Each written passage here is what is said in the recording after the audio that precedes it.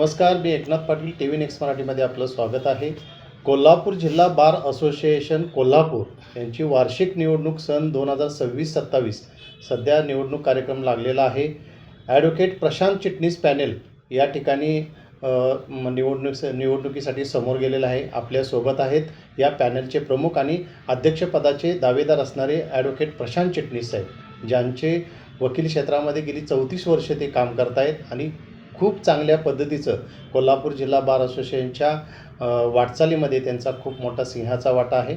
आपण त्यांच्याशी या निवडणुकीसंदर्भात त्यांचं मिशन काय आहे, 2026-27चं मिशन नेमकं काय असेल या संदर्भात त्यांच्याशी वार्तालाप करणार आहोत. नमस्कार सर, टी व्ही नेक्स्ट मराठीमध्ये आपलं स्वागत आहे. नमस्कार. आता सध्या कोल्हापूर जिल्हा बार असोसिएशनचे निवडणूक कार्यक्रम जाहीर झालेला आहे. तुमचं पॅनल तगडं पॅनल आहे. तुमच्या मार्गदर्शनाखाली तुम्ही स्वतः अध्यक्षपदासाठी रणांगणामध्ये उतरलेला आहात. एक तुमचा 34 वर्षाचा अनुभव आणि येणाऱ्या नव्या पिढीला, नव्या वकिलांना एक प्रेरणा उत्तेजित करून त्यांना त्यांच्या पद्धतीचं सक्षम वकील बनवण्यासाठी जिल्हा बार असोसिएशनच्या माध्यमातून आपली भूमिका नेमकी काय असेल? वास्तविकपणे खरं तर सांगतो, या निवडणुकीचाच आमचा जो हेतू आहे तो हाच आहे की तरुण वकिलांची संख्या पाहता आपल्याला जवळ 28,000 इतकी 2800 इतकी तरुण वकिलांची संख्या आहे. त्यामध्ये तरुण वकील, महिला वकील आहेत आणि यांना या कोर्टामध्ये डिस्ट्रिक्ट कोर्टापर्यंतचं काम करणं, तसंच आता त्यांना सर्किट बेंच झाल्यामुळं हायकोर्टकडं काम करण्याची संधी उपलब्ध आहे. या परिस्थितीमध्ये हायकोर्टसमोर कोणत्या पद्धतीने त्यांना काम करता येईल, त्यासाठी कोणत्या फॉर्मॅलिटीज पार पाडता येतील, कोणत्या पद्धतीचे एटिकेट्स, मॅनर्स त्यांनी तिथे पाळावी लागतील, यासह त्यांना तिथे प्रत्यक्ष काम करायचा अनुभव यावा यासाठी वेगवेगळे प्रशिक्षण वर्ग राबवण्याचा आमचा उद्देश आहे. खरं तर हे प्रशिक्षण वर्ग यापूर्वी सुरू होणे जरुरी होतं.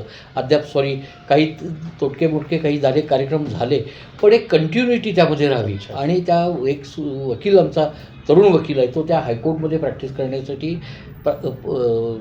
परिपूर्ण व्हावा या दृष्टीनं पहिल्यांदा प्रयत्न करणार आहे. दुसरी गोष्ट अशी की महिला वकिलांच्या, विशेषतः महिला वकिलांच्या दृष्टीने परवाचे काही प्रसंग घडले, त्यामध्ये त्यांच्या सुरक्षिततेचा प्रश्न ऐरणीवर आलेला आहे. आणि अशा वेळी प्रशासक म्हणून आमच्या गव्हर्निंग बॉडीने जी भूमिका घेणं अत्यावश्यक होतं ती दुर्दैवानं घेतली नाही. त्यांचं कुठेतरी त्यामुळे महिलांचं खच्चीकरण झाले. त्यांना कुठेतरी आता आपल्याला कोणी वाली आहे की नाही इतपत त्यांची मानसिक धारणा झालेली आहे. तेव्हा अशावेळी सक्षमपणे त्यांच्या पाठीशी उभा राहणे, त्यांना त्यांच्या मनानुसार आणि असं खुल्या वातावरणामध्ये त्यांना वकिली करता यावं असं पोषक वातावरण निर्माण करणे यासाठी माझी प्रायोरिटी आहे आणि त्या दृष्टीने प्राधान्याने आम्ही काम करू हेच मी सांगू इच्छितो. नक्कीच ॲडव्होकेट प्रशांत चिटणीस हे गेली 34 वर्षे या वकील क्षेत्रामध्ये काम करत आहेत. आत्तापर्यंत हजारो पक्षकारांना त्यांनी न्याय दिलेला आहे. त्यांच्या दारात येणाऱ्या पक्षकाराला हा न्याय दिलाच जातो आणि पक्षकाराच्या पाठीशी ठामपणे उभे राहणारे कोल्हापुरातील लोकप्रिय वकील म्हणून प्रशांत चिटणीस यांच्याकडे पाहिलं जातं. सर, 2018मध्ये तुम्ही कोल्हापूर जिल्हा बार असोसिएशनचे अध्यक्ष होता. त्या काळामध्ये सर्किट बेंच, कोल्हापूरचं खटपीठ कोल्हापूरमध्ये स्थापन व्हावं यासाठी आंदोलनाची रूपरेषा सुरू होती. तो काळ अतिशय संघर्षमय होता, कारण त्या काळामध्ये तुम्ही अगदी मुंबईमध्ये हायकोर्टामध्ये जाऊन याचा पाठपुरावा केला होता. त्याच्या संदर्भात काय अनुभव सांगाल? 2018ची नेमकी जी परिस्थिती होती ती अशी होती की त्याच्या आधीच्या ह्याच्यामध्ये हायकोर्टने कंटेम्प्ट नोटीस बजावलेली होती की आपण आंदोलनामध्ये इथं काही गोष्टी करत असताना आपण काही कायदेशीर तरतुदींचा उल्लंघन केलं अशा पद्धतीचा आरोप करून आमच्यावर कंटेम्प्टच्या नोटीस बजावल्या होत्या. बऱ्याच त्यावेळच्या संचालकांनी आणि पदाधिकाऱ्यांनी स्वतःची ॲपॉलॉजी वगैरे हायकोर्टला दिली होती. मी मात्र असं सांगितलं होतं की बाबा, आम्हाला गेली 30-40 वर्ष तुम्ही यापासून वंचित ठेवलेलं आहे. तो आमच्यावर होणारा अन्यायाचा विचार करता आम्ही आंदोलन रितसरपणे करत असताना थोडीफार इकडे तिकडे कुठेतरी चूक झाली असेल तर आम्ही काही फार हे केले, उल्लंघन केले, चूक केले आणि कंटेम्प्ट तर बिलकुल आम्ही केलेलं नाही आणि त्यामुळे ॲपॉलॉजी करण्याचा काही प्रश्न नाही असं मी तिथं सांगितलं. त्यानंतर मी अध्यक्ष झाल्यानंतर ती टांगती तलवार आमच्या डोक्यावर होतीच. शिवाय त्यावेळी थोडंसं हे आंदोलन एका विशिष्ट टप्प्याला जाऊन पोचलं होतं की जिथे निर्णायक घडी आलेली होती आणि मग खंडपीठ मिळावे, सर्किट बेंच मिळावं यासाठी पाठपुरवठा करण्यासाठी मी मुख्य पीठासन म्हणजे मुंबई, त्यानंतर नागपूर, त्यानंतर औरंगाबाद, त्यानंतर गोवा इथल्या सर्व हायकोर्ट जजेसना पर्सनली जाऊन भेटलो, त्यांना निवेदन दिलं, त्यांना सांगितलं की बाबा ही पोझिशन आहे. आम्ही आताताईपणा करणारे लोक नाही आहे. कोल्हापूरचे आणि आमच्या या 6 जिल्ह्याचे लोक आहे, ते बऱ्याच वर्षापासून ह्यात फार संयमाने आम्ही आमची ही आंदोलनं चालवली आहेत. आणि यामागे खऱ्या अर्थाने जी हे आहे ती कळकळ आहे ती त्या पक्षकारांची आहे. त्या पक्षकारांना किफायतशीर आणि जलद न्याय मिळावा हा आमचा त्यामागचा उद्देश होता. या गोष्टी सांगितल्यानंतर त्यावेळी बऱ्यापैकी अनुकूल अशा पद्धतीचं त्या जजेस लोकांच्यामध्ये वातावरण त्यामुळे निर्माण झालं होतं. तसंच माझ्या त्या कारकिर्दीमध्ये ही शेंडापारची जागा आहे, त्या जागेच्या संदर्भात आम्ही पुणे कमिशनरपर्यंत जाऊन तिथून आमच्या ह्याची नावं लावावीत, हे करावेत, अशा पद्धतीच्या फॉर्मॅलिटीज ज्या होत्या, ऑफिशियल फॉर्मॅलिटीज त्या मी पूर्ण करून घेतल्या होत्या. तत्कालीन मुख्यमंत्री त्यावेळी फडणवीस साहेबच होते. तत्कालीन मुख्यमंत्र्यांना भेटलो होतो, त्याचवेळी आम्ही उद्धव ठाकरे वगैरे विरोधी पक्ष नेत्यांनाही भेटलो होतो आणि आमची गाऱ्हाणी त्यांच्यासमोर मांडलेली होती. त्याचबरोबर दिल्लीला जाऊन कायदामंत्र्यांच्याकडे जाऊन त्यांना कायदामंत्र्यांनासुद्धा आमची भूमिका समजावून सांगणे, हे करणे, या गोष्टी आम्ही त्यावेळी केलेल्या होत्या. अच्छा, नक्कीच. आत्ता सध्याच्या परिस्थितीमध्ये पाहायला गेलं तर तुमच्या पॅनलमध्ये यूथ वकिलांचा चांगल्या पद्धतीनं प्रतिसाद आहे. यूथ वकिलांना तुम्ही प्राधान्य दिले गेलेलं आहे. यूथबद्दल तुम्ही काय सांगाल, जे आज वकील क्षेत्रामध्ये प्रगती करू इच्छित आहे? आता खरी तर गोष्ट आपण एक लक्षात घ्या की आज कोल्हापूर बारची एकूण स्ट्रेंथ बघितली तर ऑफिशियली तुम्हाला ती 5200 दिसते. अच्छा, या 5200पैकी प्रत्यक्ष काम करणारे जे वकील आहेत ते वकील 4200 वगैरेच्या दरम्यान ही संख्या आहे, जिल्ह्याची मी सांगतो आपल्याला. आणि त्यामध्ये तरुणांचा जो सहभाग आहे तो आत्ता 2800च्या जवळपास आहे. अच्छा. त्यामध्ये महिला आणि जेंट्स म्हणजे पुरुष दोन्ही पद्धतीचे ज्युनियर वकील आहेत. या ज्युनियर वकिलांची धडपड आहे, तुम्हाला मी खऱ्या अर्थानं सांगतो. त्यांना वकिलीच्या क्षेत्रामध्ये ते काही उद्देशाने आलेले आहेत, त्यांना काहीतरी करायचं आहे. कारण मी ज्यावेळी पर्सनली या लोकांशी बोलतोय त्यावेळी लक्षात येते की हा मार्ग त्यांनी जाणून बुजून निवडलेला आहे. की त्यांना यामध्ये काहीतरी करायचं, त्यांच्या काही घडलेल्या आयुष्यातल्या गोष्टी आहेत, त्यांनी बघितलेली समाजाची बदली परिवर्तन आहेत. समाजाला न्याय मिळवून देणे, पक्षकाराला न्याय मिळवून देण्याची, मूळतः अन्यायाविरुद्ध लढण्याची त्यांच्या अंगामध्ये चीड आहे. आता एक सिनियर वकील म्हणून आमचं हे कर्तव्य, ज्यावेळी आमच्या चेंबरला हे ज्युनियर येतात त्यावेळी आम्ही त्यांना सगळ्या गोष्टी पूरक करतो. पण ज्यावेळी एक बारमधल्या ज्युनियरसाठी काय करायचं असेल तर त्यांना सर्वप्रथम कोर्टापुढे स्वाभिमानानं उभारता येईल आणि म्हणजे थोडंसं कोणत्याही भीतीशिवाय त्यांना स्वतःच्या बाबी मांडता येतील हे वातावरण निर्माण होणं जरुरी आहे. त्यांना असं तिथं वाटलं पाहिजे की होय, मला इथं बोलण्याचा अधिकार आहे आणि ते समोरचे जज बसलेले ते माझं ऐकतायत, मला माझ्या पक्षकाराच्या जे मी गाऱ्हाणी सांगतो ती तिथपर्यंत पोहोचतायत. अशा पद्धतीचं एक पोषक वातावरण निर्माण पहिल्यांदा त्या कोर्टामध्ये होण्याची आवश्यकता आहे. आणि हे वातावरण निर्माण होण्यासाठी पुन्हा एकदा मी त्याच विषयात येतो की बार आणि बेंचचा सलोखा असणं जरुरी आहे. ज्युनियर वकिलांना त्याचबरोबरीला लायब्ररी, ई फॅसिलिटीज ह्या सर्व उपलब्ध करून देण्याचं बारचं उत्तरदायित्व आहे. कारण या लायब्ररी आणि ह्याच्याशिवाय वकिली करणं शक्य नाही.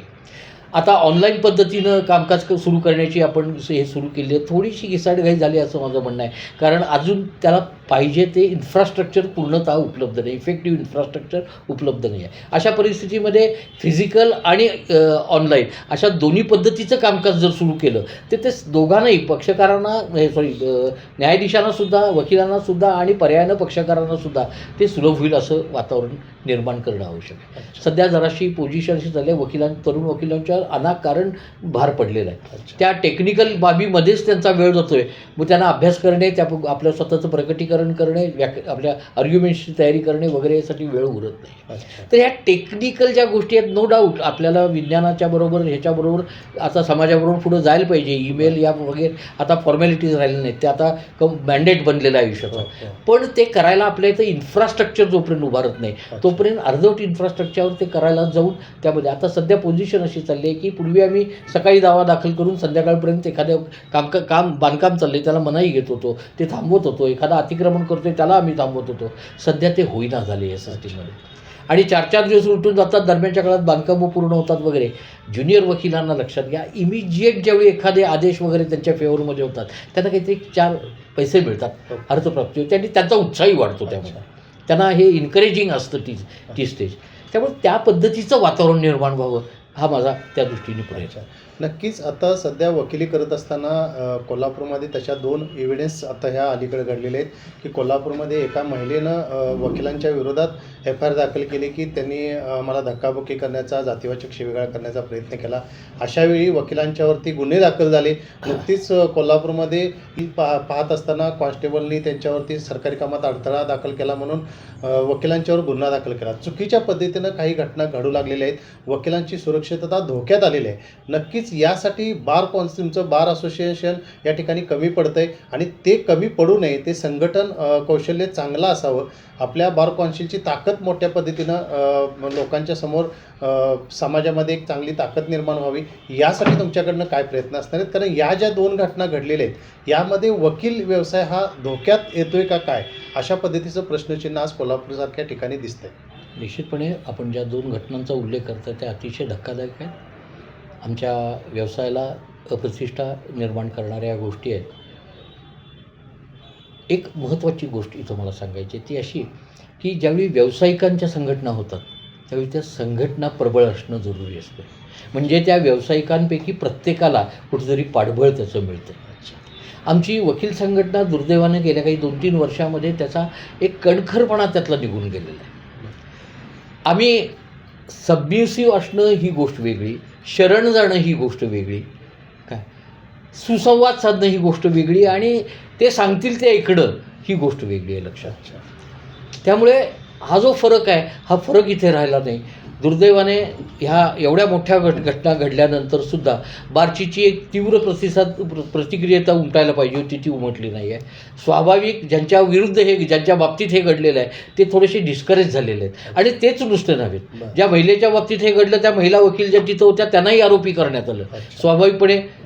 स्वाभाविक आहे की त्या महिला आज थोड्याशा हिरमुसल्यासारख्या झालेल्या आहेत. त्यांचा त्यांचा आत्मविश्वास कमी व्हायला लागलेला आहे. त्यामुळे हे आम्ही कुणासाठी केलं, कुणासाठी करतो आहे आणि नेमकं आमचं स्थान काय आहे अशा भ्रमामध्ये आता त्यांना संभ्रम निर्माण झालेला आहे. माझं म्हणणं असं आहे की ही एक संघटना जर आमची बळकट केली तर निश्चितपणे अशा या गोष्टी पुन्हा होणार नाहीत याची दखल घेता येईल. संघटनेच्या प्रतिनिधींनी जाऊन कोल्हापूरचे त्यांना SP किंवा पोलीस प्रमुख किंवा पोलीस दलाचे अधिकारी कोणी असतील, संबंधित पोलीस स्टेशनचे कोणी अधिकारी असतील त्यांच्याशी, त्या समाजातल्या इतर संघटनांशी थोडीशी बोलचाल करून त्यांच्याशी चर्चा विनिमय करून आपल्याला ह्या प्रसंगातून काय नेमकं घडलं, कुणाची चूक आहे हे आपल्याला ठरवता आलं असतं. त्या पद्धतीने या तरुण वकिलांच्यावर जे FIR दाखल झाले ज्यासाठी दुर्दैवी परिस्थिती आली नसती हे लक्षात घ्या. त्यामुळं चर्चा विनिमय करणे, वाटाघाटी करणे, जाऊन प्रसंगी काही वेळा स्वतःचा आप देखील दाखवणं जरुरी असते समाजामध्ये.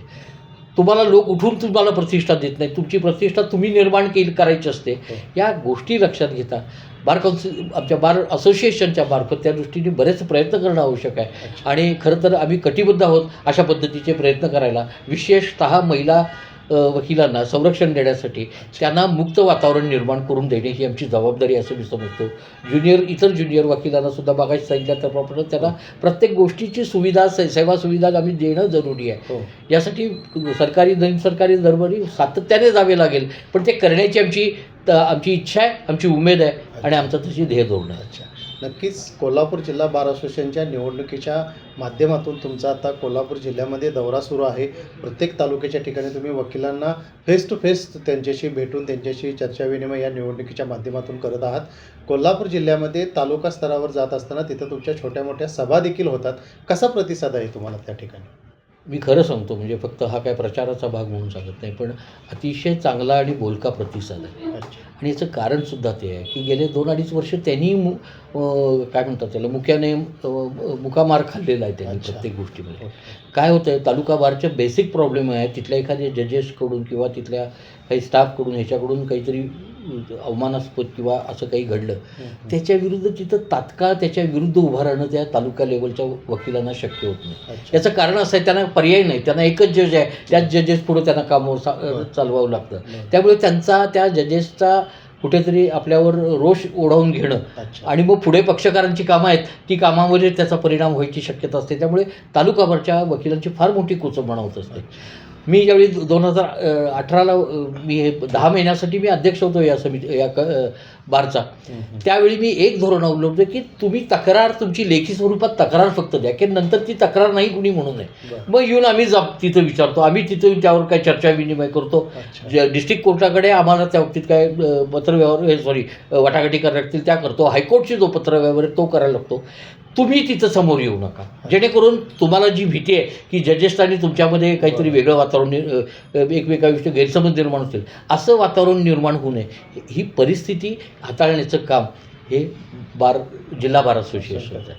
त्यामुळं तालुका बारच्या लोकांनासुद्धा गेल्या 2-2.5 वर्षामध्ये त्यांना फार त्रास झालेला आहे. ते बोलू शकले नाहीत दुर्दैवाने. पण आता या मिटिंगच्या दरम्यान त्यांच्याकडून ह्या गोष्टी यायला लागल्या. आणि थोडंसं मी स्वतःची प्रौढी सांगत नाही, पण मी अन्यायाविरुद्ध लढण्याची उमेद असल्याशिवाय या धंद्यामध्ये येत नाहीत लोक. मी त्या शिवाय आलेलो नाही आहे. दुसरी गोष्ट, आम्ही चूकची चूक सांगायला मला वाटतं त्या ह्याला उर्मटपणा म्हणत नाही किंवा बेजबाबदारपणा म्हणत नाही. चुकतं ना, मग तिथं साहेब हे नाही, असं नाही, हे असं आहे. प्रत्यक्ष वस्तुस्थिती अशी आहे का, लिगल प्रोसिजर अशी आहे, हे आम्ही त्यांना समजावून सांगणं, यात काही वेगळं गोष्ट आहे. यात त्यांचा अवमान न्यायालयाचा अवमान आहे असं मी मानत नाही. हे आणि सगळ्यात मोठी एकमेकाला समजावून घेणं जरुरी, आणि त्यासाठी प्रयत्न करण्यास मी कटिबद्ध आहे. लोकांचा माझ्यावर त्या संदर्भात विश्वास आहे, आणि विश्वास तो वाढता विश्वास मी बघतो या प्रचाराच्या दरम्यान. तसंच माझ्या पॅनलमध्ये जे मेंबर्स आहेत ज्युनियर वकील, त्यांच्याही विषयी त्यामध्ये आम्ही काय केलेलं आहे, 2-3 तालुक्यातले सुद्धा रिप्रेझेंटेटिव्ह घेतलेले आहेत.